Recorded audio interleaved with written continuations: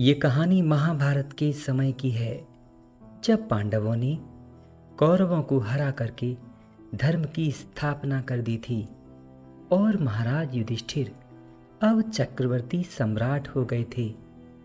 राजकाज में वे बड़े व्यस्त रहते थे, इसीलिए अपने निजी कार्यों के लिए भी वे बड़ी मुश्किल से समय निकाल पाते। एक ऐसे ही व्यस्त काल में एक भिखारी महाराज युधिष्ठिर के पास आया और उसने महाराज से कुछ मदद मांगी। उस समय युधिष्ठिर जी बहुत व्यस्त थे।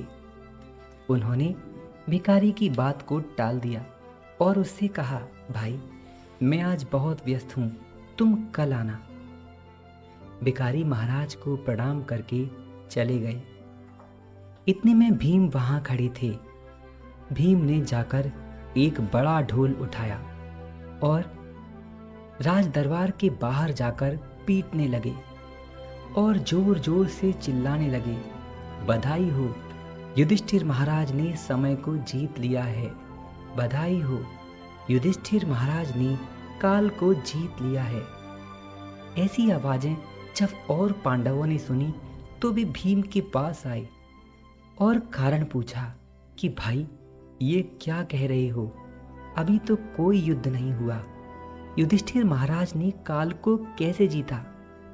स्वयं युधिष्ठिर ने जब ये बातें सुनी तो वे वहां पहुंच गए जहां ये सब तमाशा हो रहा था और उन्होंने भीम से पूछा, भाई तुम ये ढोल क्यों बजा रहे हो और ये क्या कह रहे हो कि मैंने काल को जीत लिया? क्या मैंने समय को जीत लिया है? भीम, समय को कोई मनुष्य नहीं जीत सकता। समय के अधीन है सारी प्रकृति। समय पर बस परमात्मा का ही वश है और किसी का नहीं, सब इसके अधीन है। इतने में भीम बोले, भैया पर आपने तो भिखारी को बोल दिया था जो आपसे मदद मांगने आया था कि कल दूंगा, कल आना। क्या आपको पता है कि कल आएगा भी या नहीं? क्या आपको पता है कि कल आप रहेंगे या नहीं, या वो भिखारी जीवित रहेगा या नहीं? क्या आपको पता है अगर आप दोनों भी जीवित रहे तो क्या आप कल तक धनी रहेंगे? इसकी संभावना है। फिर आपने ये क्यों बोल दिया कि कल आना?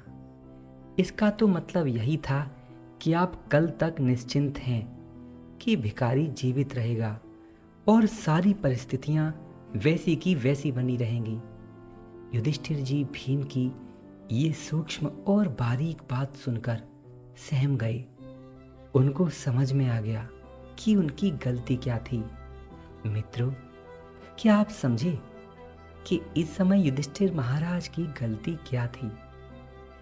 वे वैसे तो गलती करते ही नहीं, क्योंकि वे धर्मराज थे। महापुरुषों की हर एक गलती हम मनुष्यों के लिए कोई ना कोई बड़ी सीख देती है, और वो सीख ये थी कि अगर कोई भी कमजोर और गरीब व्यक्ति या फिर आपके आश्रित व्यक्ति आपसे मदद मांगे या आपसे किसी अच्छे काम की कहे तो उसे कल पर नहीं टालना चाहिए, उसे आज में ही पूर्ण कर लेना चाहिए, क्योंकि कल का कोई भरोसा नहीं। कल होगी या नहीं ऐसा कोई नहीं जानता। ये जीवन तो क्षण भंगुर है। कल क्या होगा ये तो बस प्रभु ही जानते हैं। इसीलिए अच्छी से अच्छे कार्य, सेवा, भगवत आराधना ये सभी आज ही करनी चाहिए। इन्हें कल पर नहीं छोड़ना चाहिए। इसीलिए कबीरदास जी ने कहा है, कल करे सो आज कर, आज करे सो अब, पल में परलें होगी, बहुरी करोगे कब। वीडियो अच्छा लगा हो तो इसे लाइक करना, चैनल को सब्सक्राइब करके बेल आइकॉन को प्रेस कर लेना, ताकि अगली वीडियो आपके पास जल्दी प्राप्त हो जाए। जय श्री कृष्ण।